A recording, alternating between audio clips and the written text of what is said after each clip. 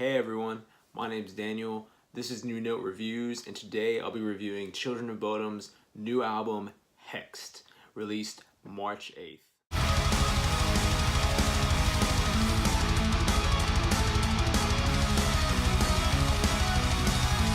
Children of Bodom doesn't really need an introduction, but I'm going to give you one anyway because I should. Children of Bodom formed in the mid-90s and released their debut album, Something Wild, in 1997.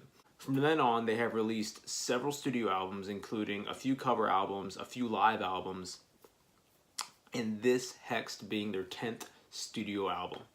Currently, the band's lineup is Alexi Laiho,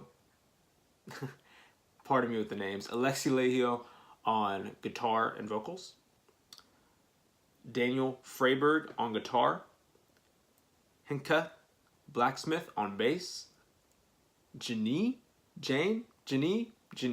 we're gonna go with Janie Werman on keyboard, and Jaska Ratikainen on drums. Their previous release, I Worship Chaos, was met with moderately okay reviews. It was an okay album. When I listened to it, I thought, nah, it's an alright album. But I'll be honest with you guys, ever since Halo Blood came out, I haven't really been that excited about anything the band's done.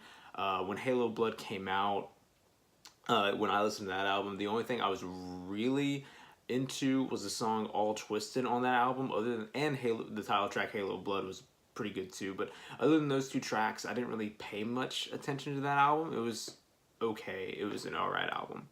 So with this album, I wasn't really too excited, but the only reason that got me excited was the album art. When they released the album art before they released any of the tracks, and as soon as I saw the album art, I thought, oh my gosh, are they about to go black metal? Are they about to release like some of the darkest, craziest, heavy stuff ever? While this album isn't that, it's still good, and let me tell you why. So the album opens with the song This Road, and This Road has one of the best choruses I think they've written, and a great chorus that's been stuck in my head ever since I heard it the first time. And when the album opens, they don't have any kind of slow intro building up to the song. They don't have anything that's too slow or too melodic, I guess. They come out with just a heavy riff right at the beginning. They really set the tone for the album. They really want you to know that they're back, they're heavy, they're ready to go crazy on the album and play some more melodic death metal, all the stuff that everyone that's been a fan of the band for years has come to love. The next track is Under Grass and Clover, and I want to take the time I have here to defend this track. And the reason I'm going to defend this track is because everyone I've talked to that has listened to this album, or people I've seen on forums, and even fellow reviewers, looking at you, Banger TV, Blaine Smith, have crapped all over this song, and they said it's one of their weakest songs, and they said it's one of their worst songs, things like that, and I disagree completely. Look, I know it's more melodic than a lot of their other stuff. I get that. It's probably one of the most melodic songs they've written. I get that too. It's probably got more of a power metal feel than it does any kind of death metal feel, but look, it reminds me of Needle 24/7 off of Hate Crew Death Roll. Yes, there are those weird effects put on Alexi's vocals. Yes, it's a little more melodic than it is heavy. I get that part, and it has a bit more optimistic lyrics. At least the chorus does. A bit more optimistic lyrics than most of their other stuff off of their previous albums, things like that. But it really brings back that Hate Crew Death Roll, Hate Breeder, Follow the Reaper feel to me. It really reminds me of that that more melodic style that they had years ago, that they worked with, and that people who are fans of the band today came to love. I'm not going to make this a track-by-track review, but I'm just going to talk about a few more tracks that I thought were pretty good, just to affirm my liking for the album. The title track, Hexed. It's one of the heaviest songs on the album. It's one of the best songs on the album. They threw a bunch of ideas into this song, a lot of different things that they did with it, from the riffs to the keyboards to the drumming in there. Everything that they did really flowed together, unlike a few songs on the album, which I'll get to later. But everything on Hexed, the title track, really worked.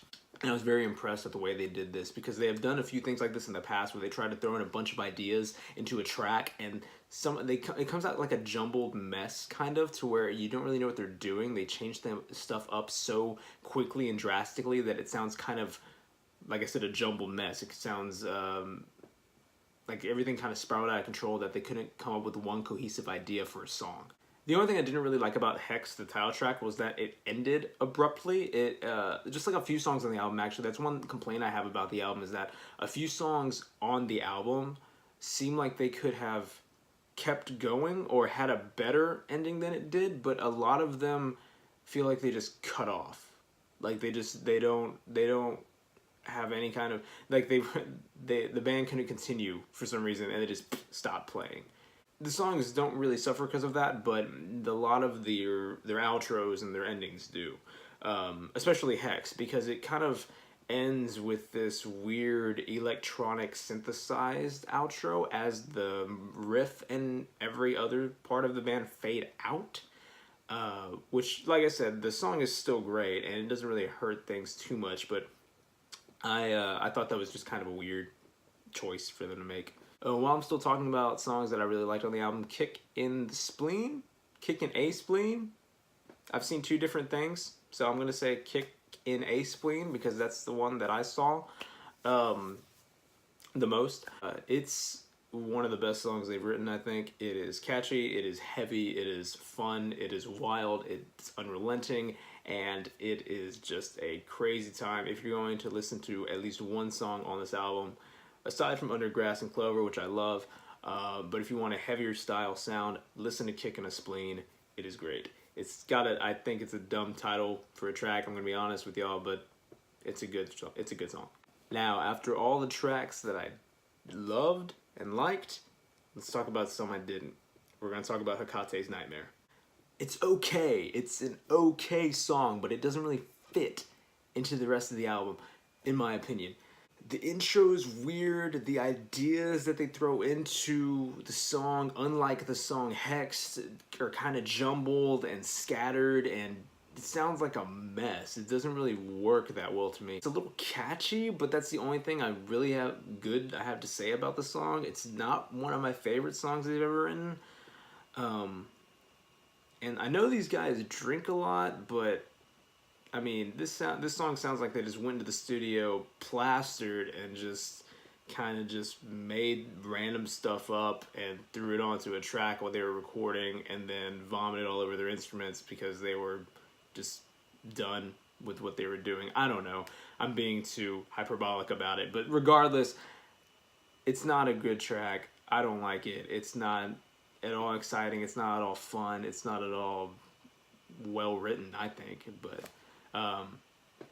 if you like more of that whole technical side of things, you might like it. I don't know. It sounds experimental and weird to me, but whatever. The only other track I have to complain about is Soon Departed. It reminds me of Angels Don't Kill off of their Hate Crew Death Roll album, and those years they were doing kind of like a death metal ballad type thing on this thing. But it's not as good as Angels Don't Kill. Angels Don't Kill was a very heavy, powerful death metal ballad almost. It was slow, but it was heavy, and it was awesome. It had good lyrics. It had good chorus structure. It had a good chord progression in it. It was great. Soon Departed is like Angels Don't Kill Part 2, but they made it boring. Like it's just boring. I find it dull. I don't think any of it is really that exciting. It's not anything the band can really, or even like the listeners or any of the fans can really enjoy. It sounds dull. The ideas are kind of like I said, thrown all over the place, and nothing really works. I think it's just a slower, ballady type song that kind of makes you lose the groove as you listen to the album, because the rest of the album is heavy and melodic and energetic and really gets you moving to their music, but this song just kind of slows things down, but not in a good way. It's more, like I said, it's more of a boring, dull, anticlimactic, because you're getting to the end of the album at this point. kind of way. It just kind of, it slows things down too much, and I don't think they really should have put this on the album. I think they should have maybe on another album or in a different way. This song could have worked better, but I just don't think that it works necessarily for the album. Maybe it's just because I would listen to the album all the way through. I need to listen to this more separately as its own entity, but especially listening to it as part of the entire album, it just doesn't work that well for me. The production for the album is good. It sounds like every other Children of Bodom record. The only album that probably has the roughest production is their debut, but that's kind of to be expected on a debut record. Everything sounds good, from the guitars to the drums. You can even hear a lot of the bass in this, and the keyboards. I love the keyboards on this album. They really come through. They really shine. Their keyboardist really gets his time to shine on this album. He has a lot of fun solos. He has a lot of fun parts in this album that he just gets to play along with, and they're all good. None of them are really all that bad, except Hekate's Nightmare at the beginning, but whatever. The only thing that I've always found rough about a Children of Bodom record are Alexi's vocals. He screams in a different way than I've heard a lot of death metal, metalcore, grindcore, black metal, whatever, screamers, vocalists, whatever, do. His is very unique sound, but I don't think it's the power in it doesn't come through enough. And I think that if his vocals were just turned up a little bit, that he would be able to come through a little bit more. But that's just something, and I've thought that ever since I listened to Follow the Reaper as a teenager. I thought that he always needed to come through just a little bit more, but I digress. That's just a small little thing that they always do on all the albums, and I always get a little upset about that, but it's not a huge deal. Overall, this is actually one of my favorite Children of Bodom releases ever. Follow the Reaper is my favorite album by them, next to Hatebreeder, and I think this probably takes third place because it's just that good. I really love all the things that they did with this album, how they tried to go back to their old school sound with the melodies, how they tried to incorporate all the ideas they used to do on the old stuff. They didn't try to have a more mainstream sound. They just kind of did whatever they wanted. They were more technical with it. They added a lot of keyboards to everything.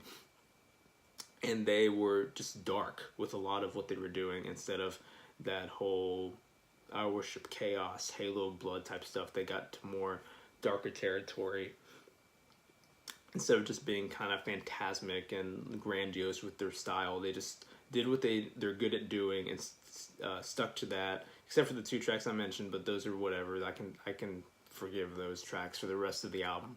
The riffs are nice, the drumming's good, the keyboards are great. As I said, everything that the band does is pretty much golden on this record, and it's just a fun record to jam out to, honestly. For all the reasons I mentioned, I'm going to give this album a 7 out of 10, or 7 Reapers out of 10, or whatever. I can be fun with it, whatever. It's good, and it's a 7. I give it a 7.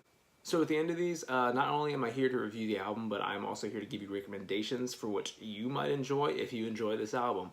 Because I always like to hear more music after the album I'm told I should listen to. So I am here to give you guys 3 suggestions of what you should listen to if you enjoy Children of Bodom's Hexed. If you like Hexed, you should check out Surreal World by the band 0 Degree. It is an album that came out in 2012 and is another melodic death metal band. They play some great riffs. I really love their sound, and they're just really fun band to listen to. Also, In Flames just dropped their new album, I the Mask, that you might enjoy. They've kind of switched to a more metalcore sound than melodic death metal like their old days, but they kind of brought back a few more of their old elements to just like Children of Bodom did. Not exactly in the same way that they used to, but I think that I the Mask holds a lot of those old elements that they used to work with. So if you were a fan of In Flames' old sound but still kind of like their new sound, it's a good mixture of both. So go check that out. And also the new Soilwork album, Verklighten,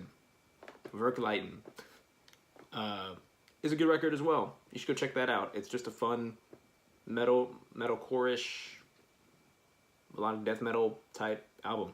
It's good. Go listen to it. Thanks for watching. If you enjoyed this, consider liking, subscribing, sharing this video with your friends, whoever. Keep checking back for new reviews. Also, I don't just cover metal. I'll be covering everything from metal to punk to folk to jazz to emo to indie to hip-hop to industrial experimental noise grind, shoegaze, black metal, danger music, whatever.